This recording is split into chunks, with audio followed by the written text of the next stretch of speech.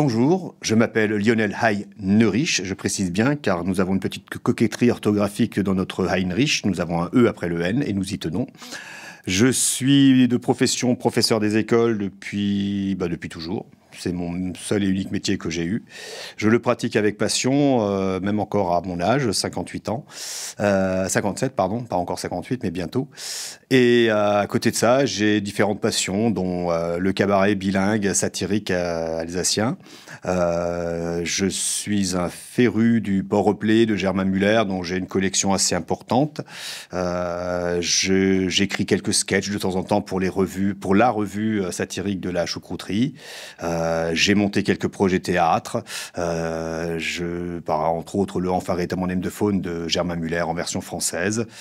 Et voilà pour une courte présentation ce que j'ai à dire.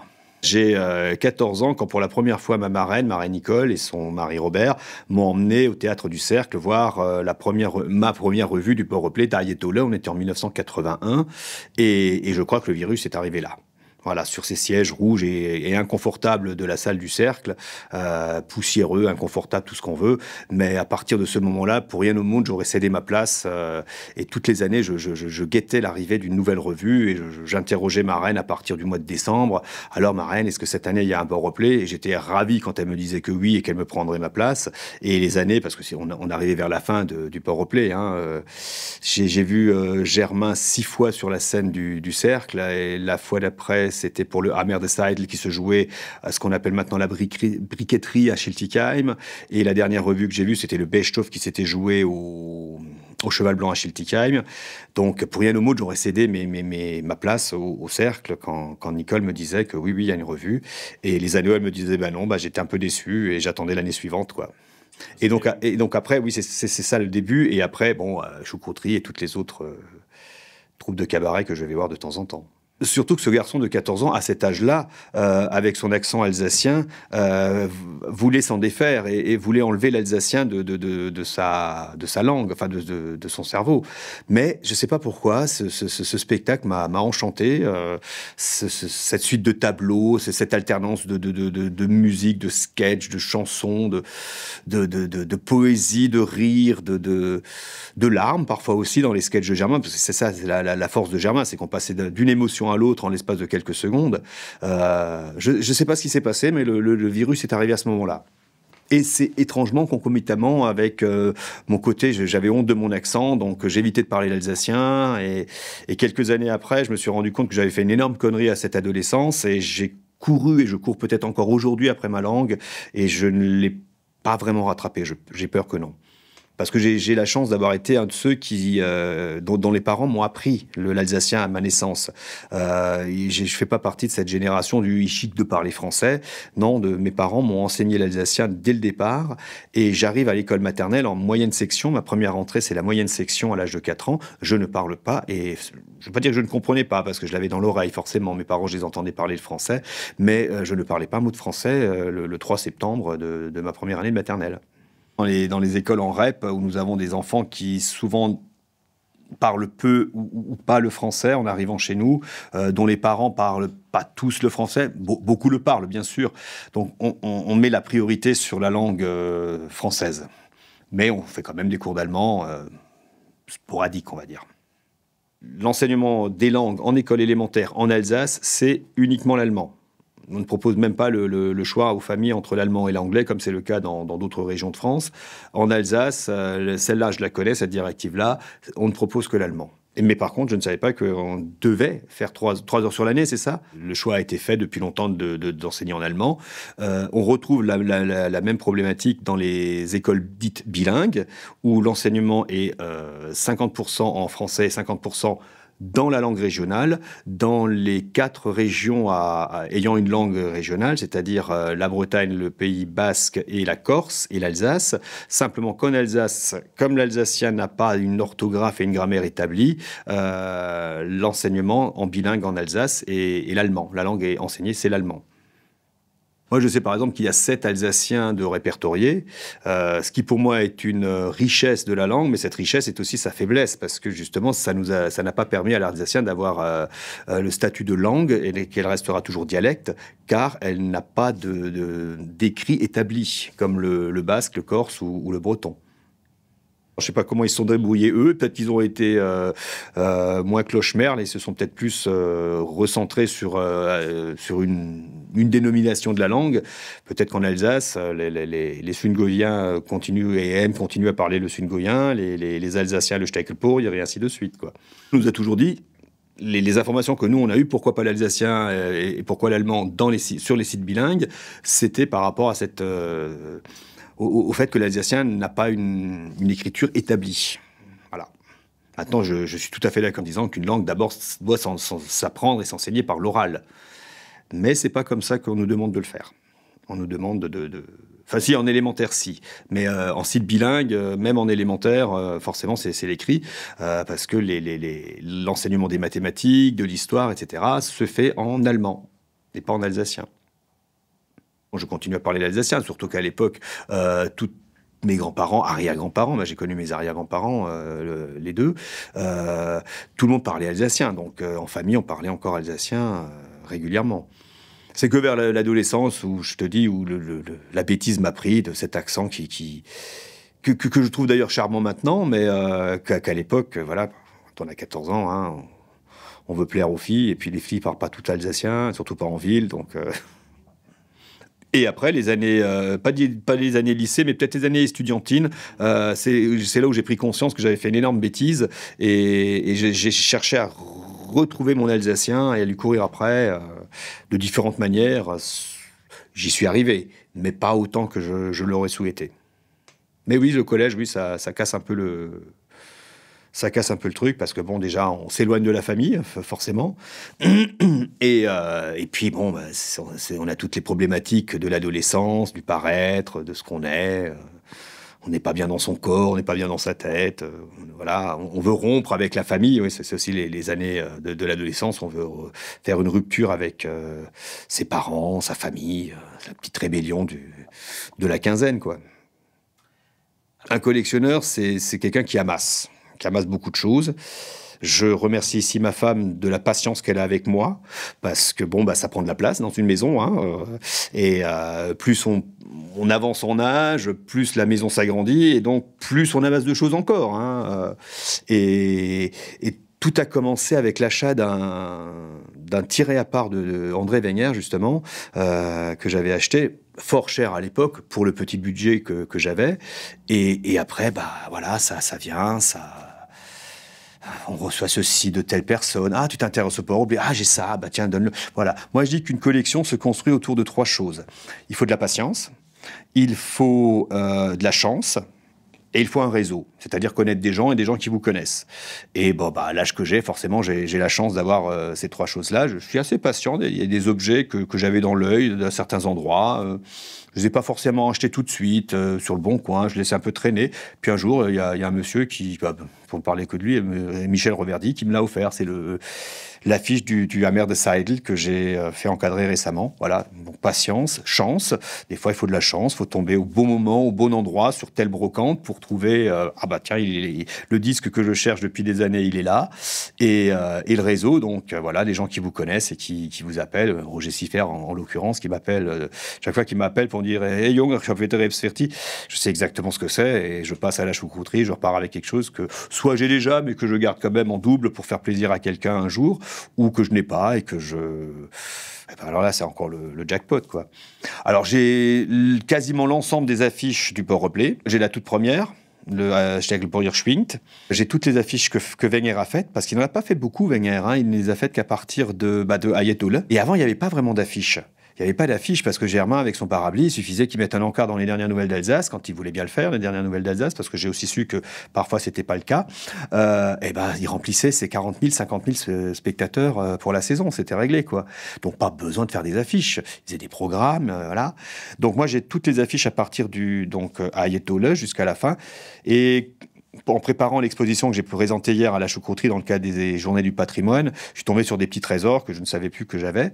Par exemple, une affiche où le Barabier était allé jouer en Suisse pour le cabaret Cactus, et j'ai trouvé une affiche du Cactus qui présente le Port Replay, par exemple. Et donc voilà, les affiches, c'est une chose, toute la bibliographie qui tourne autour du Port Replay, n'est-ce pas, les bouquins, le fameux bouquin de génie qui est la Bible, qui est la biographie de Germain, le livre qui s'appelle Le Port Replay avec beaucoup de photos, celui-ci fait par Ronald Dirley et Dina Faust, enfin voilà, tout ce qui s'est écrit et tous les disques, et donc ça c'est des années de Chine sur les brocantes, sur eBay, sur le Bon Coin maintenant, parce qu'on a les nouvelles technologies. Et il y a 4 ans, j'ai acquis un vrai trésor, c'est-à-dire il y a eu cette fameuse vente aux enchères de la famille Muller qui a mis aux enchères tout ce qui était dans l'appartement de Dina Faust, qui était à ce moment-là déjà à l'EHPAD. Et j'y suis allé et j'ai vraiment acheté 6 cartons que j'ai ramenés à la maison. Le soir même, je les ai même pas compulsés. Je savais pas trop ce que c'était. C'est le lendemain, dimanche matin, que je me suis mis à farfouiller là-dedans. On a une double pièce à la maison, salon, salle à manger. J'étais sur la table de la salle à manger. Ma femme est en train de regarder ses séries sur le canapé du salon. Et toutes les 8 minutes à peu près, je manquais de lui faire une crise cardiaque parce que je hurlais devant telle ou telle chose qui... Par exemple, cette affiche dont je te parlais, j'ai trouvé l'affiche du Stegle pour Hirswing, j'ai trouvé les bulletins de Germain Muller, j'ai trouvé... Et au fil de mes découvertes, je me suis dit, mais attends, ça je connais, ça j'en ai entendu parler. En fin de compte, je venais de racheter toute la documentation que Dina Faust avait dû prêter à Bernard Génie, justement, pour le fameux bouquin rouge, Germain, en Alsace, le contraire est toujours vrai. Parce que tout ce que j'avais, je le retrouvais, enfin, ayant lu le livre au moins une fois et demie, je savais que je l'avais vu dans le bouquin, quoi. Donc il y a ça, il y a des costumes que j'ai achetés à cette vente aux enchères, et je suis toujours encore ouvert à recevoir des choses. Par exemple, hier, il y a une dame qui est passée, j'ai même pas eu le temps de vraiment m'occuper d'elle, enfin je l'ai remerciée bien sûr, mais c'était charmant. Elle savait qu'il y avait l'exposition, elle savait que c'était moi, je la connaissais pas, elle avait dû entendre parler de moi de je ne sais d'où, et elle était venue avec une enveloppe de papier craft avec plein de coupures de presse sur le Port Replay, sur Germain Muller, et voilà, c'était tout à fait adorable, et il se trouve qu'il y avait là-dedans plein de choses que je n'avais pas encore. Donc voilà, la collection n'est jamais terminée. Je pense toujours l'avoir tout. J'ai tous les programmes, moins 2. Voilà. Mais c'est pas fini, parce qu'il y aura encore des objets, des machins. Il y a une chose que je n'ai pas et que j'ai eu dans ma main 6 ou 7 fois dans ma vie. Mais à l'époque, je ne savais pas qu'un jour j'aurais cette maladie ou ce virus. C'est les billets d'entrée. Voilà, je n'ai aucun billet d'entrée du Port Replay, alors que je les avais en main pour entrer au Port Replay, justement. Mais voilà, après on les jette et machin, et ça passe dans la poubelle. Ça, j'ai pas, donc. Si quelqu'un en a, je suis preneur. Je suis jamais rentré en contact avec d'autres collectionneurs. Si, maintenant, avec Albert Weber, l'ancien, il est toujours journaliste dans l'âme, mais il est à la retraite. Albert Weber, que j'ai rencontré à cette vente aux enchères, justement, lui, il est parti avec un autre lot de cartons qui sont les textes des 15 premières années du Port Replay, sur papier pelure.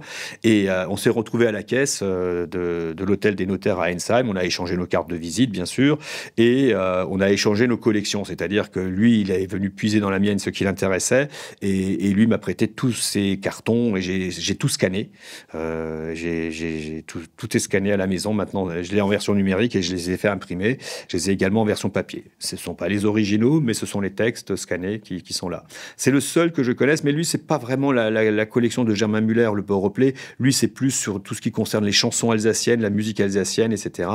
Et voilà. Mais je n'ai jamais, connu d'autres collectionneurs comme moi. Je ressortirai cette collection le 26 octobre prochain, car je fais partie également de l'Institut des Arts et Traditions Populaires d'Alsace, qui a été cofondé par Germain Muller en 1976. C'est l'Institut qui décerne les Bretzels d'or. Nous avons une soirée hommage à Germain Muller dans le sacro-saint théâtre du Cercle, où nous remettrons nous remettrons un certain nombre de bretzels d'or à des anciens du Barablier, et il y aura un repas, voilà, et je viendrai présenter ma collection également à ce moment-là. Après, si un centre culturel, si une mairie, n'importe qui, n'importe quoi, veut organiser quelque chose, je reste à disposition, bien sûr. Oui, parce que je ne collectionne pas que pour moi, j'ai envie d'être un transmetteur, quoi. Le jour où je ne serai plus là, ma femme se fera un plaisir d'offrir tout ça à un musée qui s'y intéresserait, quoi. je ne suis pas certain qu'il y ait assez pour en faire un musée. Je dirais que de mon vivant, je souhaite garder cela, parce que c'est aussi un petit peu ma fierté que de l'avoir. Le collectionneur, il aime posséder, faut pas se leurrer. Mais je suis tout à fait disposé à faire le nombre d'expositions possibles qu'on me demandera, même maintenant que tout est sous cadre, et je continuerai encore à préparer pour d'autres choses. Voilà, je ressortirai ça avec grand plaisir. C'est pour être partagé, c'est pour être échangé, c'est pas juste pour être chez moi. Si dans ma famille, il y avait quelqu'un qui ait la même passion que moi, bien sûr, ça serait pour lui, mais je sais déjà que cette personne n'existe pas. Donc oui, le plus tard possible, on est bien d'accord, je ne suis pas encore mourant et je n'espère pas l'être, le plus tard possible, bien sûr, j'en ferai don à un musée qui s'y intéresserait. Musée alsacien, par exemple. Mais il faudrait aussi, dans ce cas-là, aller farfouiller dans les archives municipales qui ont reçu beaucoup de choses de la famille Muller, textes, affiches, etc. Et de Ronald Dirley, les partitions de Mario, par exemple, mais plein d'objets que j'avais vus une fois chez lui. Lui avait une très, très belle collection également. Je l'avais vu il y a une dizaine d'années pour les 20 ans du décès de Germain. On écrivait la pièce avec Sébastien Bisotto, la Germain de Germain. Et on était allé rencontrer Ronald Dirley chez lui. Il nous avait sorti ses classeurs. Il a des petites merveilles, et je sais que tout cela a fini aux archives municipales. Donc je ne suis pas le seul à avoir de belles pièces, et si on devait alimenter un musée ou quelques pièces d'un musée, je souhaiterais que les archives municipales y participent également, bien sûr. Mettre ça dans un musée, ça voudrait dire quoi? Ça voudrait dire beaucoup d'explications. Qu'est-ce que le cabaret? D'où il vient? Comment ça s'est monté? Et pourquoi ça a existé? Pourquoi ça a eu tant de succès, etc. Et parce que la faiblesse du cabaret, c'est souvent des sketchs, des chansons qui parlent d'un événement ponctuel sur une année, d'un événement politique ou d'un fait de société sur une année. Dans le Bord-Reblay, on trouve, surtout dans les 15 premières années du Bord-Reblay, on trouve cette force qu'avait Germain Muller d'avoir des thèmes un peu plus intemporels. Je pense à des textes comme le Corridor. Bien sûr, ça parle de la Seconde Guerre mondiale, mais ce Corridor, si on le récite de nos jours, on pensera directement à l'Ukraine, on pensera directement à d'autres guerres qui ont lieu en ce moment. Donc, dans les 15 premières années du Bord-Reblay, il y a des choses à sortir qui ont cette intemporalité. Et je pense par exemple à sa pièce, sa fameuse pièce « Enfin rétablement Nemtephone », qui, bien que étant centrée sur la Seconde Guerre mondiale en Alsace, quand on connaît la vie des guerres qui se passent actuellement, on y trouve beaucoup de choses. Collaboration, résistance, etc. C'est des choses qui sont tristement encore d'actualité. Donc voilà, si on devait faire un musée, ça serait faire ressortir le côté éphémère du cabaret, mais également le côté intemporel qu'on peut y trouver. On pourrait imaginer, alors pas un musée Barabli, mais un musée du cabaret satirique bilingue dans lequel on mettrait des objets, des affiches, des textes de tous les cabarets ayant existé. Je pense par exemple au Herr Uwe de Mulhouse, au cabaret Bonjour de Gaston Goetz, à la Westpretsch, à la choucrouterie bien sûr, au scout actuellement, le Barabli, on en a bien sûr parlé. Enfin voilà, un musée du cabaret satirique alsacien avec des vidéos, avec des vidéos traduites, avec des choses audio. Il y aurait matière à faire. Mais là, je répète, je n'ai pas encore le réseau. S'il y a des gens qui ont collectionné des choses de tous ces cabarets-là, ou qui ont des objets, des choses de ces cabarets-là, il faudrait qu'on se mette en contact pour lancer le projet, bien sûr. Je parle par exemple du cabaret Bonjour, du Port-Reblay, de la choucrouterie des scouts. Rien que de ces cabarets-là, il y a énormément de captations, il y a des kilomètres de films et de vidéos qui existent. Même moi, j'ai réussi à voir, je sais plus, j'ai 8 heures du cabaret Bonjour sur DVD. Alors oui, bien sûr, pour un non-dialectophone, si on lui balance comme ça, il va rien comprendre. Mais si on lui sous-titre, il pourrait quand même un peu voir de quoi ça parlait, de quoi ça retournait.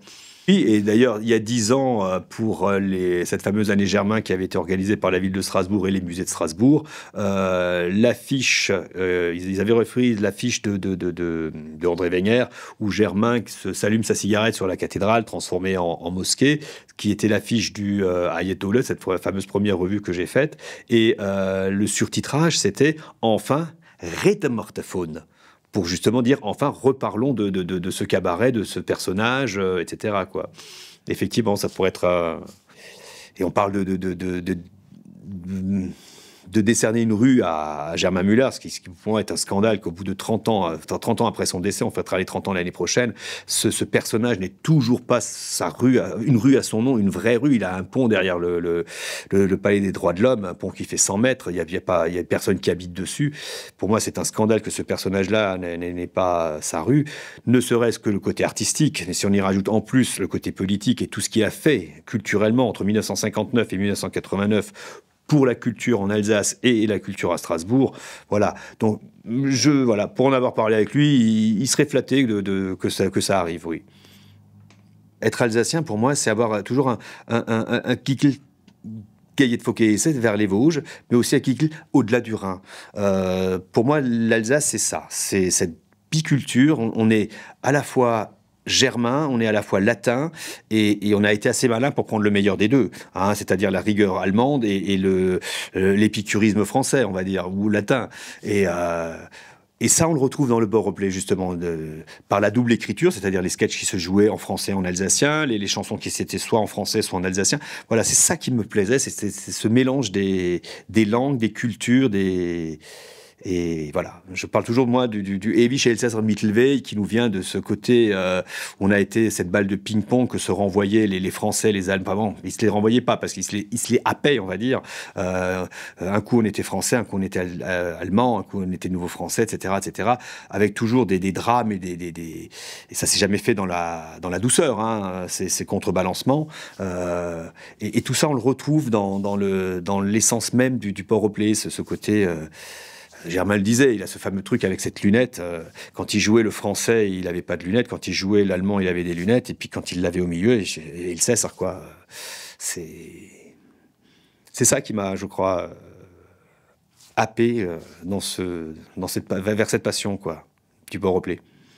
Quand vous traîniez sur le trottoir de la place Broglie à, disons, entre 20h et 20h30, c'est-à-dire au moment où les gens rentraient dans la salle du cercle, vous entendiez surtout parler français sur le trottoir, par les gens qui allaient au spectacle.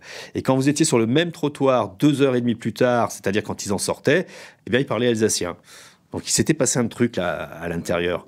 Germain a fini par adapter son écriture de l'alsacien au fil des années pour le rendre plus...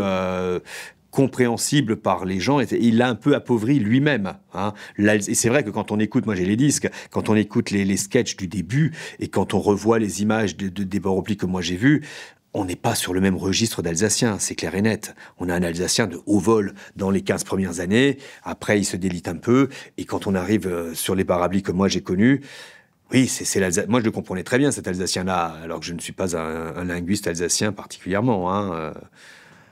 Mais je pense qu'il a encore, c'est son talent, c'est-à-dire il a su choper, il a su sentir, et c'est le propre d'un grand artiste qu'il était, son public évoluer. Et pour ne pas devenir has-been, pour ne pas être ringardisé, il a évolué avec son public.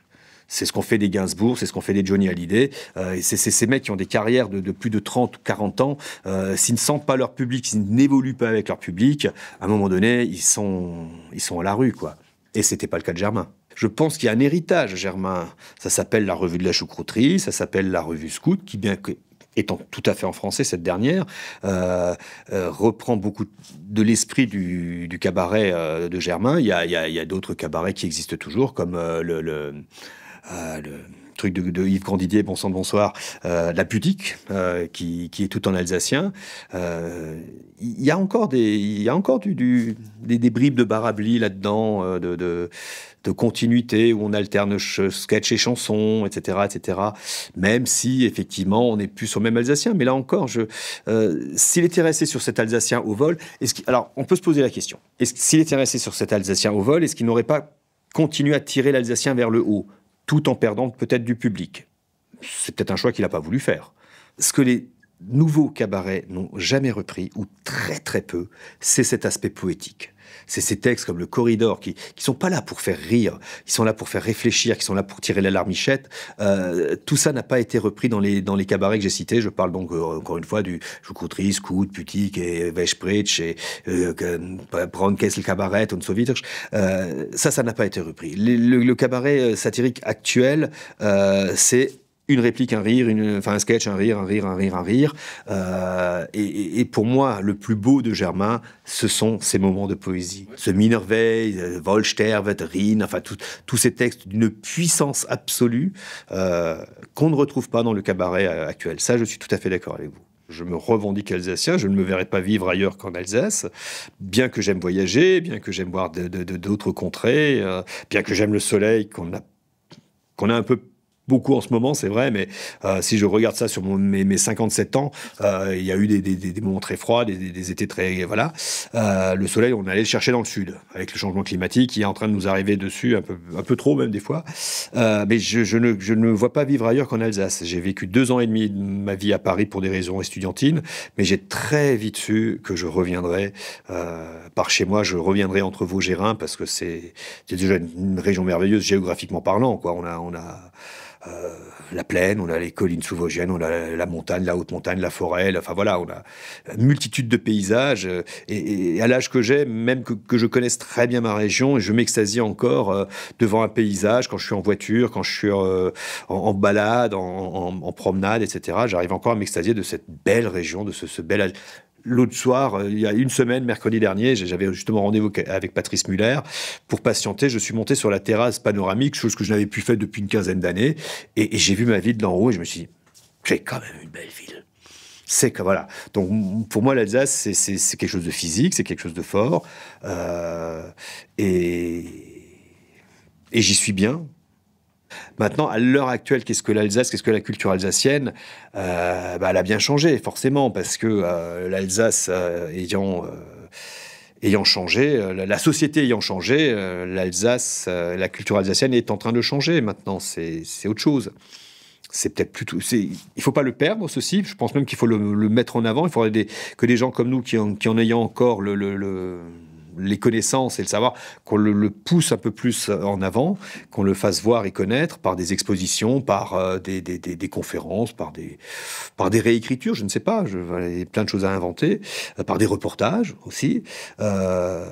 Mais je pense que la culture alsacienne a changé. Il suffit de se promener en ville maintenant pour voir que les gens qui sont aux terrasses des cafés ne sont plus les mêmes que ceux qui y étaient il y a 25, 30, 50 ou 60 ans. Monsieur Bernard Scheffner, qui est un collègue de travail de ma femme également, il fait partie du Chorlefel de Sofle-Weiersheim, c'est un groupe de danse folklorique, dont un des membres, je ne sais plus le nom, on en a parlé, c'était avec toi ou je ne sais plus qui a une collection, il y a un des membres de ce Chorlefel qui a une collection de costumes alsaciens absolument faramineuse. Et hier, il était venu à mon exposition et il m'a montré, lui, sa passion. On a échangé un petit peu nos passions et ils ont compulsé, je ne sais pas combien de centaines, de milliers de chansons alsaciennes. Ils ont fait un travail de romain à dire que telle mélodie se retrouve dans telle chanson, celle-ci, c'est là-bas, etc., etc. Ils ont un matériel sur la chanson et la musique alsacienne absolument faramineux qu'ils ont numérisé, parce que maintenant ce sont des outils modernes, hein. Du temps de Stoskopf, on écrivait, on gravait, etc. Lui, il a tout numérisé, et donc je pense que ça continue. Il y a encore des fous furieux comme ça qui continuent à mettre cette culture sur un support X ou Y pour les générations futures, du moins pour ceux que ça intéressera dans les générations futures. Cette spécificité ne viendrait pas justement de ces deux choses qui se mélangent ici, chez nous, là, entre Vaud et Rhin? Est-ce que c'est pas ça qui nous différencie des Moselans, ou des Meurthe-et-Mosellans et des Badois, etc. Est-ce que c'est pas justement le fait d'en prendre un peu de derrière les Vosges et de l'autre côté du Rhin qui fait que nous sommes ce que nous sommes? C'est pas selon moi, c'est ça qui nous fait, qui est notre ADN. C'est d'en avoir pris de tous les côtés, et on a fait notre petite mixture à nous, et nous, c'est ça. Voilà. Je pense qu'on a des raisonnements très français d'un côté, et puis des façons de voir très germaniques de l'autre. Je prenais l'exemple un peu bateau et un peu caricatural de dire que on a gardé la rigueur allemande et l'épicurisme français. Mais voilà, je pense qu'on peut étendre ça à d'autres choses qui feront le français, ou dans lequel on verrait le français, ou dans lequel on verrait le germain. Mais tout ce discours-là, je sais qu'en ce moment, il ne faut pas le tenir parce qu'il semblerait qu'il faudrait qu'on soit tous sur la Terre, tous pareils. Je n'en suis pas. Voilà.